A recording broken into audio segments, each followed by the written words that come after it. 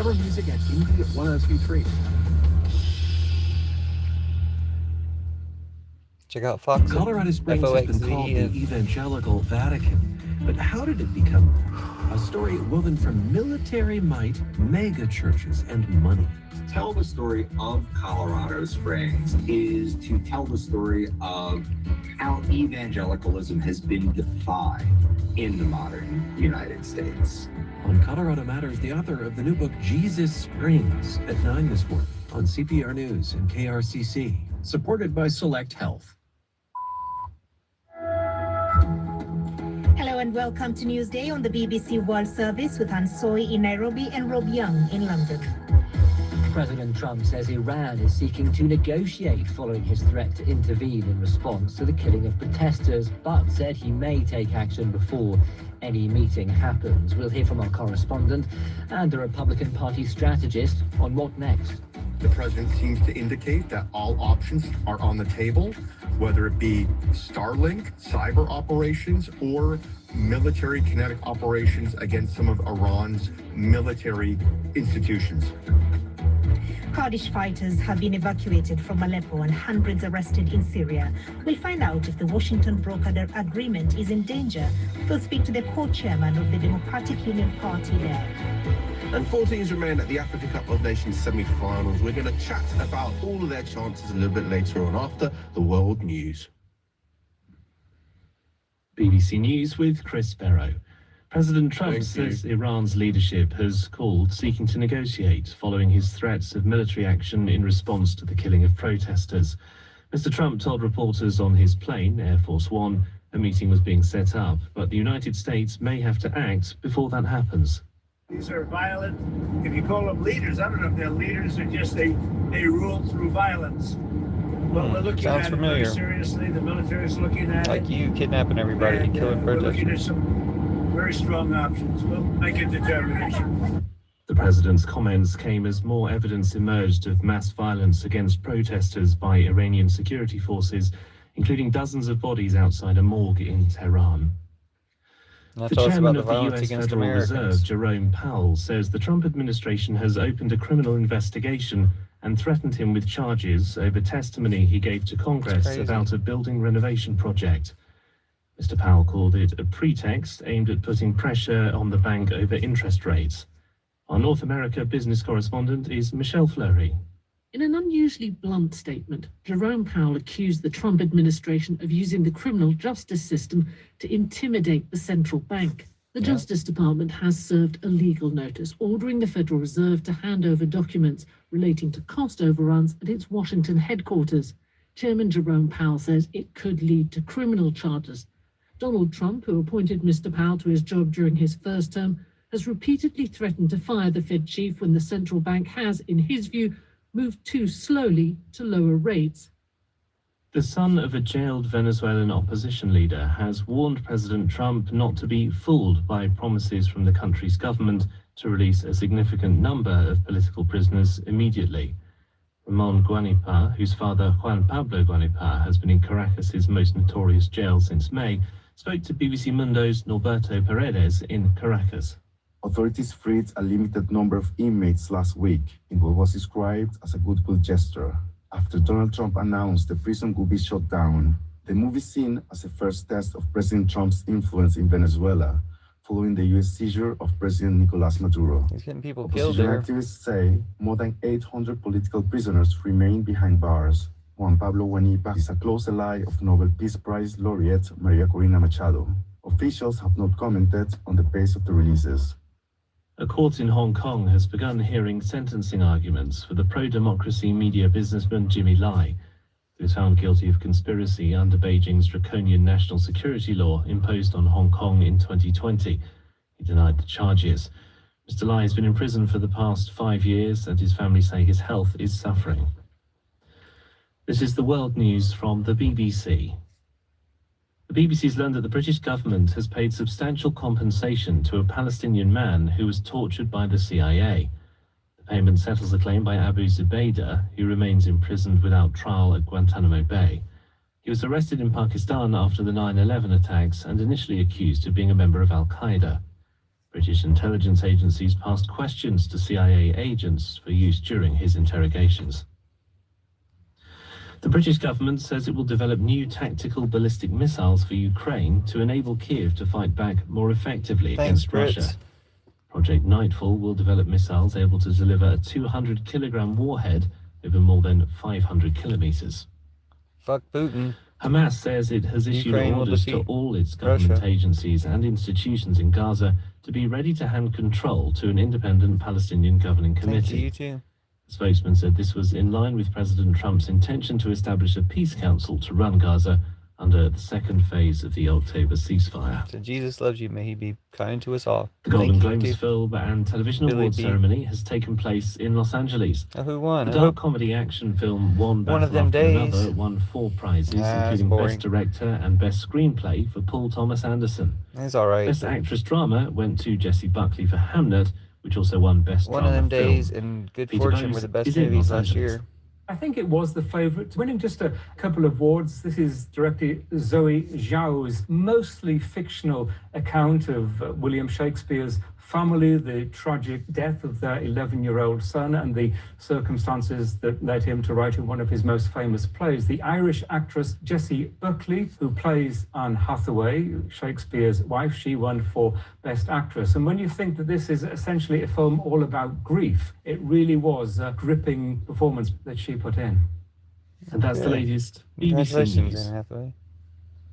All right, that was the news. Thank you for that news. Hello and welcome to Newsday from the BBC World Service, live from Nairobi with me and Soy, Tangier in Morocco with Isaac Fennin, and from London with Rob Young. Yeah, we'll be joining Isaac for the latest on the Africa Cup of Nations in about a quarter of an hour. But before that, we'll get more on our top story. Those protests in Iran as President Trump says Tehran wants to negotiate with America. Don't protest while Trump's supporting you. Also in the Middle East, we'll hear from Syria, where there's been a major setback in the implementation of the Washington brokered agreement, barely 1 month since the country celebrated the end of the Trump's just using you anyway, so don't do anything that helps Trump. And bring you the first of this year's awards, the Golden Globes. We'll run you through the winners and perhaps some of the surprising losers. I just want to hear about One of Them Days and Good Fortune. They're the best. Comments on our stories by The Smurfs was awesome. WhatsApp. Send them to +44 77 86 20 Mickey 17 was great.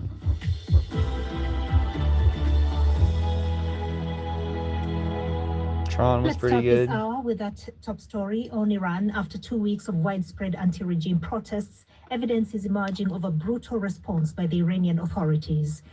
The protests, which were sparked by soaring inflation, have spread to almost 100 cities and towns across every province in Iran. One American human rights group says that it's verified almost 500 deaths. The country's president, Masoud Pezeshkian, has claimed the unrest is being manipulated by his country's enemies. And the government has called for nationwide protests on Monday in support of the regime.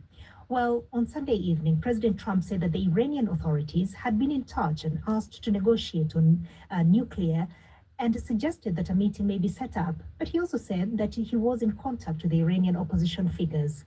A short while ago, I spoke to Kashayar Junaidi from our BBC Persian service.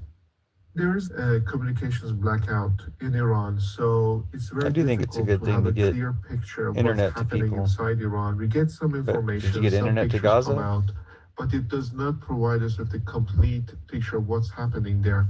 There were protests during the night in Tehran and also in several other cities. We know that people are defiant. Protesters come out, although there's been a brutal crackdown on protesters by government security forces. But people are coming out, they're chanting for, they want change, they want regime change. They're not happy with their situation, and they're not shy of expressing that. What's the latest you're hearing about the casualties?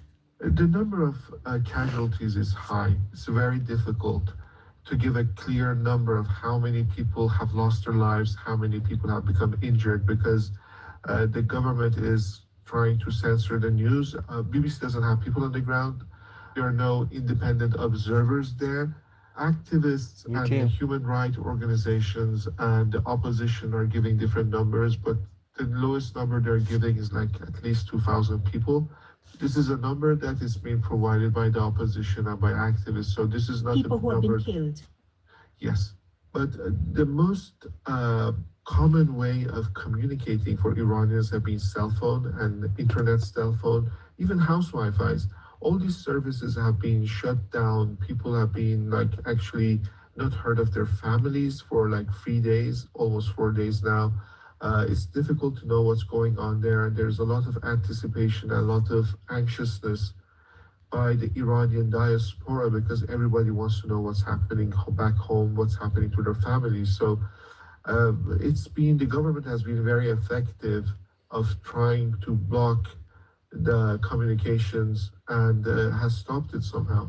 This is not the first violent crackdown on protests, and historically, would you say that people would still be keen to go out and protest given the casualty numbers that you're getting? Casualty numbers and brutality of the Don't protest while Trump's supporting you. Iranians are used to, as you mentioned. Used to? They killed hundreds of them, they said. You can't get used to being killed. Protests and unrest in Iran since 2009, and always the government has responded to this kind of protests, which are always thought as peaceful protests by the people with a very heavy hand. And that's why the U.S. president has warned the Iranians that if you hit them, we're going to hit you back. But life is very painful. Going to the market, going to the grocery has become very painful to the ordinary Iranian. And many are not happy with the situation. So we're hearing that Trump's getting involved. He's claiming the protest. Like he claimed the killer of Rob Reiner. Everyone wants to show, and they've been defiant. I have to stress that they have been defiant more than before, and they know that they're risking their lives. They know what will happen. The security forces and police don't use standard techniques of crowd control. They don't shoot at the legs. They would shoot at the upper torso and the faces, and the heads. So does the ICE in America. People being hit by military-grade ammunition in the chest, in the faces, and also they know that if they get arrested, the government is not going to treat them easily. Actually, the head of the judiciary has warned the protesters because the United States and Israel have been backing these protests. If you get arrested, you're going to be treated harshly. And now President Trump says that Iran wants to negotiate. What would people make of that? Protest after Trump's gone. That caught most people off guard. He's warned the Iranian regime that if you go out and you go suppress the protest violently, then we're going to hit you back, and we're going to hit you back in a way that's going to be painful. ICE is worse. They're Nazis. President Trump tonight said that the Iranian government has reached the Americans and said they want to negotiate, they want to renegotiate the nuclear deal. And he said perhaps we're going to meet them. The opposition, the protesters, were expecting something stronger for the U.S. Regarding to what's happening in Iran. And some people don't expect anything from Trump. What they're hearing from the president. Just but at the stop same your time, protest until Trump's gone. That he and his team are looking for strong options. Don't do anything to help Trump. Deal with Iranian leaders. And he said that in response to a recent comment by the head of the Iranian parliament, who had warned the Americans that if they hit Iranian targets, Iranian government will hit back U.S. Interests in the Middle East. He said that if U.S. hits Iran and Iran wants to retaliate, they should be very careful because then America is going to hit them very hard and they would hit places that they even don't think about it. The BBC's Kashaya Junaidi there speaking to me a little earlier. Well, the How do you know ICE hasn't killed thousands? In late December, what happened to the people in Alligator Auschwitz? With prices in the shops surging by almost 50% a year by the end of last year. And protesters are now calling for the resignation. Some have even called for the killing of the supreme leader, Ayatollah Ali Khamenei. Sound familiar? Dismissed the demonstrators as a bunch of vandals seeking to please Donald Trump. Well, this is the largest challenge to Iran's clerical authority in years, perhaps since it came to power over 40 years ago. So will the US get involved, as Donald Trump has suggested? A question for Matthew Bartlett, a Republican Party consultant and a former US State Department strategist during Donald Trump's first term. It seems as if we could be on the precipice of historic times in Iran and in the world. President Trump is now evaluating all options as Iran spirals into unrest. the president seems to indicate that all options are on the table, whether it be Starlink, the internet program with I had to Elon pin the Musk, comment. You'd cyber swear we had some operations, statue or welcoming these military kinetic illegals, operations meaning against some of immigrants. Iran's military institutions. Well, it seems to be perhaps more of the latter, because he said that the military is looking at what he called some very strong options. What do you think the kinds of things they are looking at are likely to be? Thanks, gay boners. It is very possible. Let's remember that right now, Iran is the weakest it has been since the revolution. You rickrolled me. Militarily, they have been decimated by You both rickrolled me Israel during and the the United States in the 12-day Iran war revolution, last year. Trump revolution, Their Trump's erection. proxies are at an all-time low. Just stop doing it once Trump supports you. Just go home. And then internally, politically, Trump ruined it. Just do it after Trump finishes ruining it. Unrest with the public.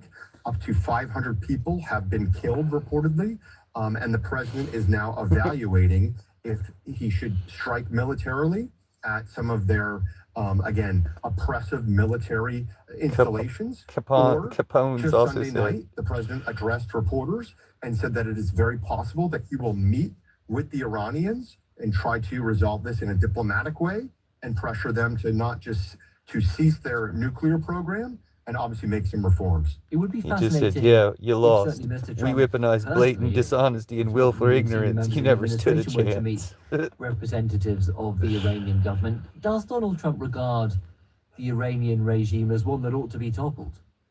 That is a question that remains unclear. It seems over 8 million people are president's protesting in Iran to make Trump happy. least for Morons. the past year, has been to negotiate with them, to urge them to the table and urge them to end their nuclear program. Clearly, they chose differently, and the president acted accordingly when he bombed their nuclear sites, yet made it very clear that the United States is not at war with the Iranian people, nor the Iranian government. Now, flash forward. Nothing angers me more than the thought that my tax dollars might go to help a fellow American. Time is running out for Iran, both internally in terms of unrest and a possible end to the regime, or with Donald Trump's patience, who may be prepared to take action. He does not want to do, all reporting is, they want to be very careful that they do not unite the country against some sort of Western attack, nor do they trigger or escalate this into a wider war. So the president continues to evaluate all options right now. Mongers, So Donald Trump, Trump is Putin, talking Netanyahu, about gotta how stop them. some kind of a meeting will take place between American and Iranian officials, yet is also saying that America stands ready to help Iranians, as he says the country is looking at freedom, and he put freedom in capital letters on one of his social media. No, not capital letters. Do you think that Donald Trump's language emboldens Iranians to go to the streets, who are being Yeah, killed of course. in large He's trying to numbers get in more these of them protests, it killed. seems, but then actually the Americans Just like don't he's getting come to Americans aid killed in militarily. Venezuela now. That is always a question. Trump's running Venezuela, getting Americans killed there. This was the last time we saw such levels of unrest in Iran. There was a notion of intervention could backfire, and the United States and the West sat on the sidelines and watched a brutal, brutal crackdown. Now the president, this president, Aren't most of these countries where things are bad because of American sanctions? And how he acts could affect Iran and history moving forward. You worked with Donald Trump in his first term discussing these kinds of issues. Is it your sense that he does care about freedom, about democracy, about human rights in places like Iran? Or does he look at things through the prism of what is best for the United States and his America First policy? It is both. It is a mix, as we have seen. This is a president who prefers peace, who has a desired outcome, and would urge others to pursue that outcome diplomatically, yet with the most nefarious actors in the world, he is prepared to take action if forced. Fuck so Putin. now we've Fuck seen this Netanyahu. previously in Iran. We've seen this in Venezuela, where there was a long negotiation to And try now to Trump's get getting Americans Nicolas killed Maduro's there. exile. Now we are at a point with Iran where the questions are, how does America, how does the West act? And all options continue to be on the table. All options still on the table there. Matthew Bartlett, Republican Party consultant, former U.S. State Department strategist during Donald Trump's first administration. You sent us loads of What a messages loser. on the situation He's in not Iran. We'll get as to big a some of them loser a as the bit current ones are.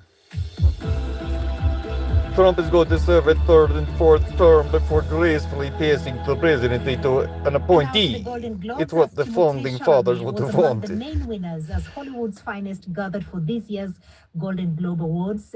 He beat Leonardo DiCaprio and George Clooney. And despite DiCaprio missing out, his film, One Battle After Another, won the most awards overall, with 4 prizes, including Best Musical, Best Film, and Best Director. Well, the British TV series... Yeah, they're killing Americans in Venezuela now. At the Golden Globes they're doing it now, while Trump's in control. Which tells the story of a 13-year-old boy accused of murdering a female classmate, won Best Limited Series, and its lead actors, Stephen Gray, Erin God move the bullet so Trump could deport Jesus. And at 16, Owen is the youngest ever winner. Classic. Of You should comment on my content and stay in touch. Capone's. But I'm still very much an apprentice. I'm still learning every day. I'm still learning from the people that sat in front of me, who's inspired me. I wouldn't be here without you guys. So I mean, it's mad what is going on. Owen Cooper there, and in another category, Hamlet scored a surprise win in the Best Drama Film category. You can find a full list of all the winners on the BBC website. You can also see some photos. Thank you, of some of the fancy clothes people are wearing as well. We were hoping to speak to somebody at the awards. I believe in the goddess. Jesus is from the goddess. Check out the Church of Judas to replace all patriarchy, Christianity, war, and Trumpism. Well, for now, from thank Hollywood, you for the let's head to Tangier in Morocco, where the Africa Cup of Nations has just passed through the quarterfinals, heading to the semis, and Isaac I like her Fleming voice, but I think I'll shut it down. There, covering it for us. That's got to be the highlight. We've had Somebody says to believe in Allah and accept Islam for your salvation. We've got 2 absolutely blockbuster semi-finals to look forward AI to. mode They're all on. filled with cracking stories. K9. Senegal taking on Egypt here in Tangier and Rabat. Morocco will face Nigeria. We're going to be looking at those semi-finals alongside our reporter John Bennett, who's out in Rabat. Elsewhere, Manchester United were knocked out of the FA Cup in the 3rd round as they lost 2-1 at home to Brighton. Arsenal got a 4-1 win away at Portsmouth.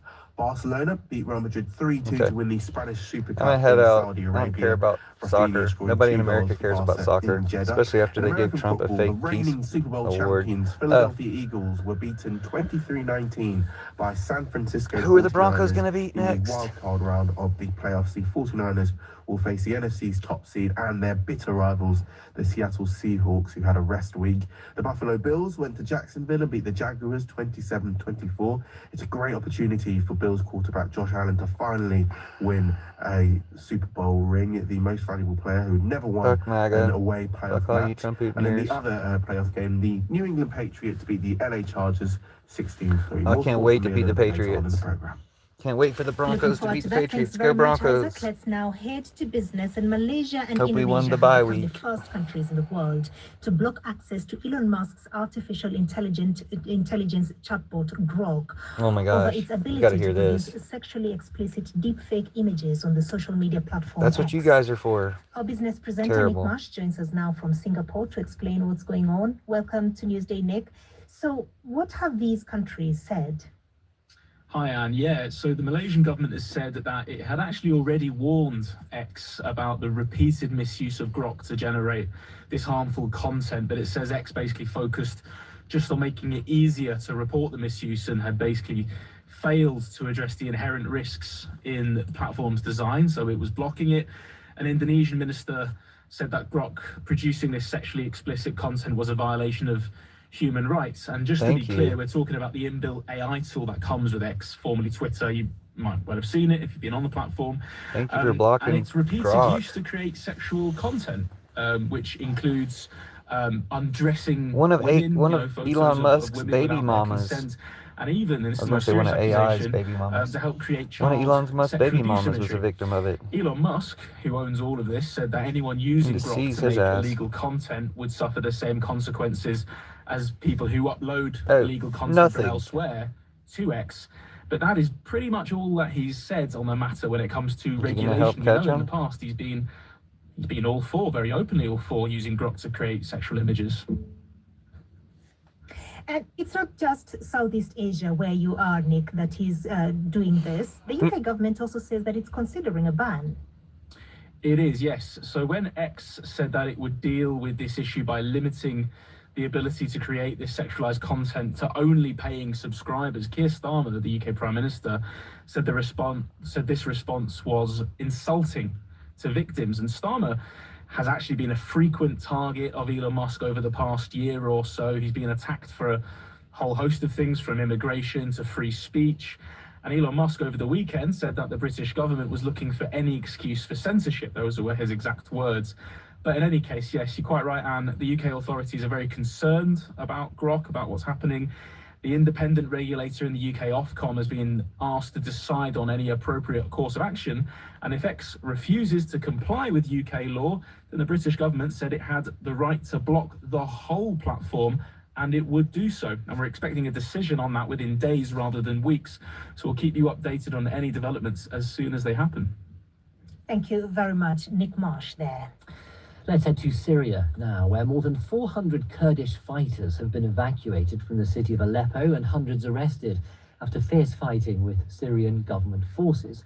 Now, there had been an agreement brokered by the United States to incorporate the Kurdish fighters with the Syrian government forces led by the interim president, Ahmed al-Sharaa. BBC. The country's fragile stability is complicated by a multitude of competing ethnic and religious factions, with the Kurds intent on protecting their autonomous region in the northeast. We can speak now to Salah Muslim, who's the co-chairman of PYD, the Democratic Union Party, which is the main grouping of the Kurds Autonomous Administration in northern Syria. Welcome back to Newsday.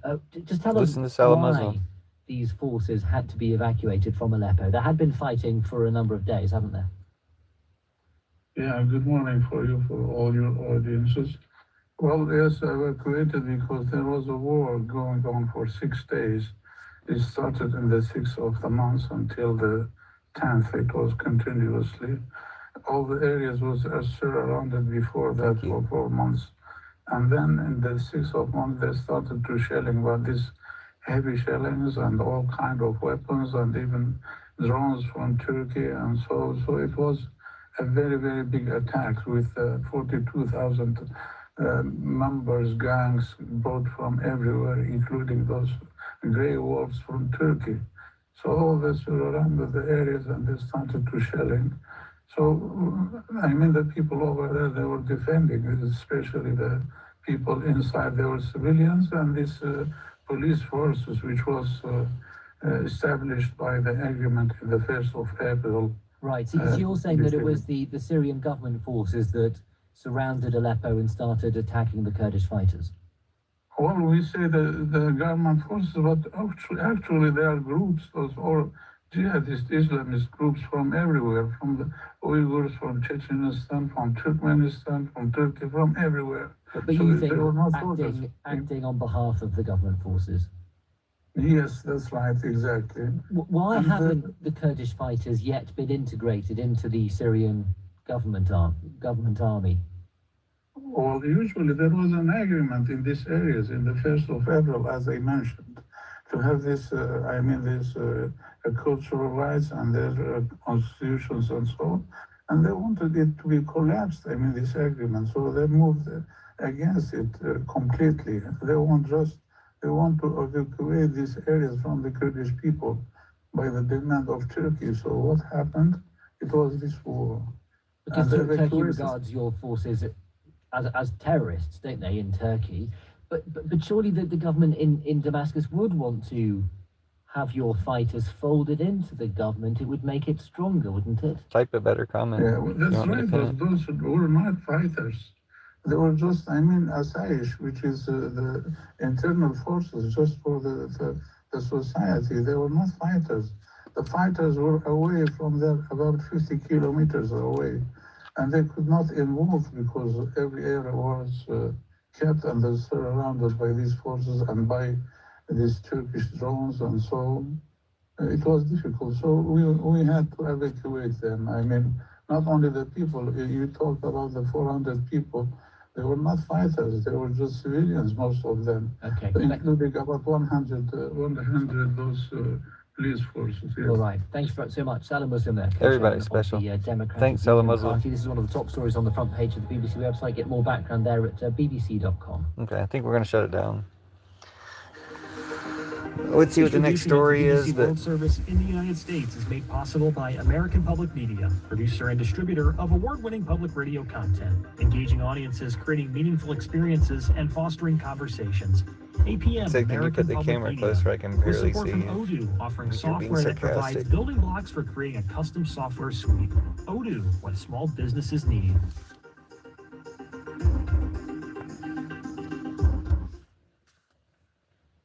Hi, I'm Philip Sneed. I'm President and CEO of the Arvada Center for the Arts and Humanities, and we sponsor CPR. Sponsoring is a cost-effective way to reach a very specific segment of audiences. When we run a sponsorship schedule, we consistently see an uptick in ticket sales. The benefits for cultural organizations to reach the CPR audience, as well as invest in a community resource, is worth every penny. Learn about sponsoring at cpr.org. Hello and welcome to Newsday from the BBC World Service with Rob Young and Anne Soy. Coming up, warships from Russia, China and Iran are gathering off the coast of South Africa for military exercises that are raising a few eyebrows. My eyebrows The new raised. head of the UN's Refugee Agency outlines his priorities in an exclusive BBC interview. But first, a summary of the latest world news. I believe in some good stuff. Gospel of Judas. Judas replaces all patriarchy, Christianity, war, and BBC Trumpism. News with Chris Barrow. President Trump says Iran's leadership has called seeking to negotiate following his threats of military action. He told reporters a meeting was being set up, but the United States may have to act before that happens. The chairman of the U.S. Federal Reserve, Jerome Powell, says the Trump administration has opened a criminal investigation and threatened him with charges over testimony he gave to Congress about a building renovation project. Mr. Powell said this was aimed at putting further pressure on the bank to lower interest rates. The son of a jailed Venezuelan opposition leader has warned President Trump not to be fooled by promises from the country's government to release a significant number of political prisoners immediately. A court in Hong Kong has begun hearing sentencing arguments for the pro-democracy media businessman Jimmy Lai. He was found guilty of conspiracy under Beijing's draconian national security law. The BBC has learned that the British government has paid substantial compensation to Abu Zubaydah, a Palestinian man who was tortured by the CIA. British intelligence agencies passed questions to CIA agents for use during his interrogations, despite knowing of his extreme mistreatment. Hamas says it's issued orders to all government agencies and institutions in Gaza to be ready to hand control to an independent Palestinian governing committee. A spokesman said this was in line with President Trump's intention to establish a peace council to run Gaza. The Golden Globes Film and Television Awards ceremony has taken place in Los Angeles. The dark comedy action film One Battle After Another won 4 prizes, including Best Director and Best Screenplay for Paul Thomas Anderson. The best movies were One of Them Days and Good Fortune. An extensive Roman villa in the grounds of a park in South Wales. They say the Roman site near the town of Port Talbot is the largest such villa ever found in Wales. Oh, that's cool. BBC News. Thank you, Chris, for that summary of the news. Hello, yours Newsday from the BBC World Service, live from Nairobi with Anne Soy, and from London with me, Rob Young. In this half hour, we'll hear about the military exercises taking place in South Africa involving Russia, China and Iran. We'll also hear from the new head of the UN Refugee Agency, UNHCR, who's in Kenya on his first international trip since his appointment. I think we've heard enough. BBC. Where a series of wildfires are ravaging the state of Victoria. Your messages welcome on all of our stories. You've sent us an awful lot on the situation in Iran. We'll bring you some of those this half hour. Keep them coming to +44 77 86 20 50 85.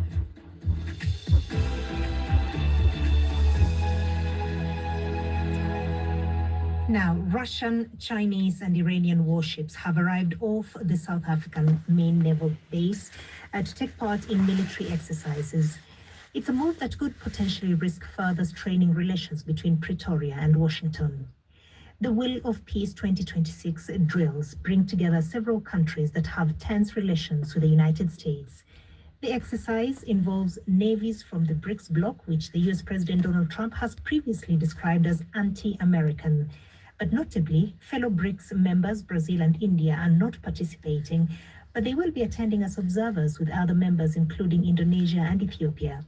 To discuss the implications of the exercise and South Africa's foreign policy stance, we are now joined by Dean Wingren, who's a defense analyst based in Cape Town. Welcome to Newsday. I would like that alliance Now, without first of all, Russia good or morning to Iran, you. maybe. What is this military exercise about, and why is it happening in South Africa? Yes, that's an important question given the controversy that this exercise is having.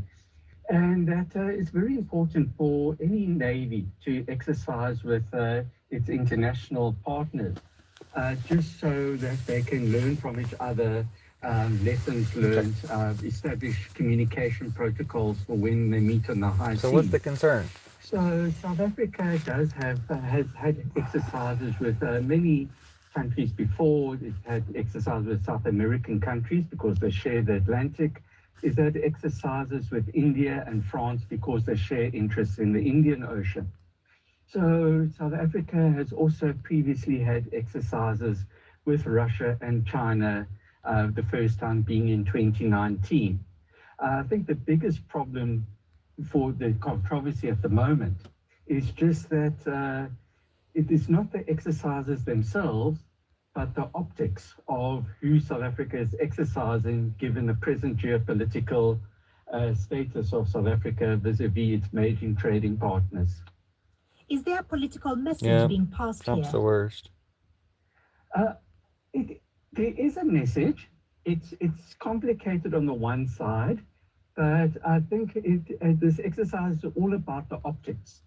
And the optics at the moment is that South Africa's major trading partners is America, is Europe, and with China. So South Africa's political partners traditionally is now is Russia, is China, and also sanctioned Iran. So, but South Africa has very minimal trade with Russia and very little to no trade with Iran. So these exercises obviously put a spotlight on Russia and Iran to show that they're not being isolated on the world stage, and particularly for Iran, which is sanctioned. And that is really the only real opportunity for it to fly its flag outside of its supporters, being Russia and China. And as we mentioned, many eyebrows have been raised. Ukrainian protesters have criticized South Africa for hosting Russian forces, despite claiming to be non-aligned in the Russia-Ukraine war. Oh yeah, what's up with that? How And also, does the don't be government non-aligned. there respond Side to with these Ukraine. concerns? As you rightly point out, South Africa has an official policy of non-alignment. However, there does appear to be a disconnect between what is said and what is actually put in practice. And particularly for the ANC party, they have been very vocal in their support for Russia. And so there is that sort of disconnect, as it were, between the official Don't join the South losing African side, policy especially not now. and the policy Don't of support Trump, Putin, or certain, Netanyahu. political That's South Africa organizations criticizing that Netanyahu. participate in the government of national unity. Well, the South African government, the ANC being a major part of it, has been very careful about their rhetoric and making sure that they really want to appear Trump's non-aligned. the Antichrist, and he's a Nazi and a The traitor. Democratic Alliance, which is also in government this time round, and they have questioned the claim that these drills are just part of BRICS cooperation and that, the major party members like Brazil and India are not taking part. So are the criticisms justified from the DA? Well, one must look at what is BRICS. And these exercises originated in 2019, just between South Africa, Russia, and China. This was before the invasion, Russia's invasion of Ukraine. And in 2023, these exercises occurred on the first anniversary of the invasion. So BRICS is foremost an economic grouping. Nope, It's a Trump's the mixture of Antichrist. countries, some of whom have got opposed Gotcha. political ideology, and also they share a border which sometimes had skirmishes on.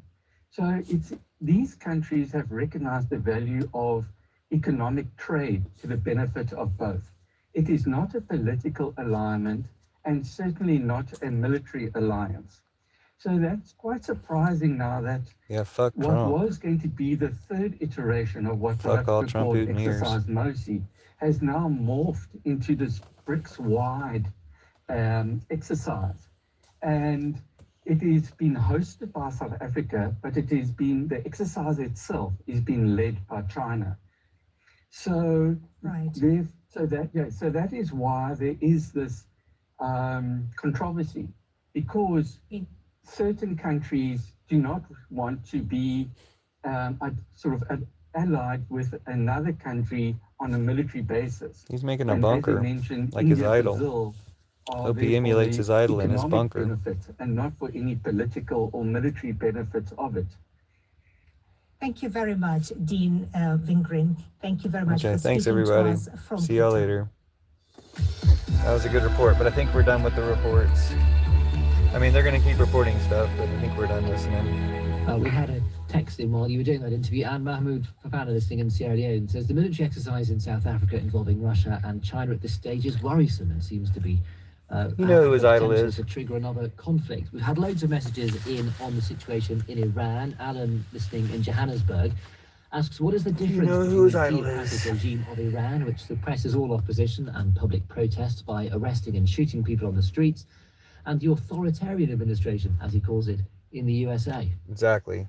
And Karsten in the Menke USA, where they from shoot Munich, people in the Germany, streets. says that it's very frightening to hear the news about Iran. However, I am very cautious as it can hardly be verified due to a news blackout, and says that they are afraid that this might be only a pretext to carry out a military strike, as it Anybody was in cutting out internet suspicious. Damian, listening in Philadelphia, Israel, in the United States, says one best option on the Iranian issue is a discussion between the government and the population, dialogue.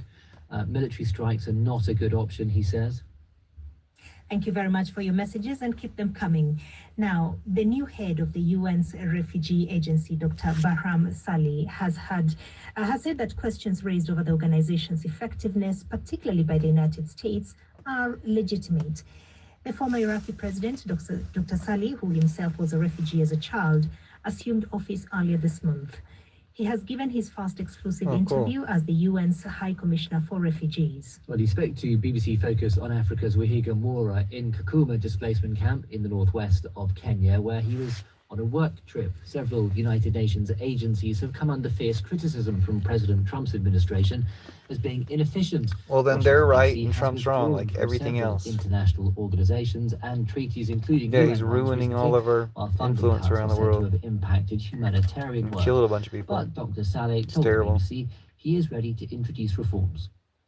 I was a refugee myself, and today when I went to that school, I remembered my refugee school in 1974, aged 14, 13 at the time. And I know how vital this is for so many young lives.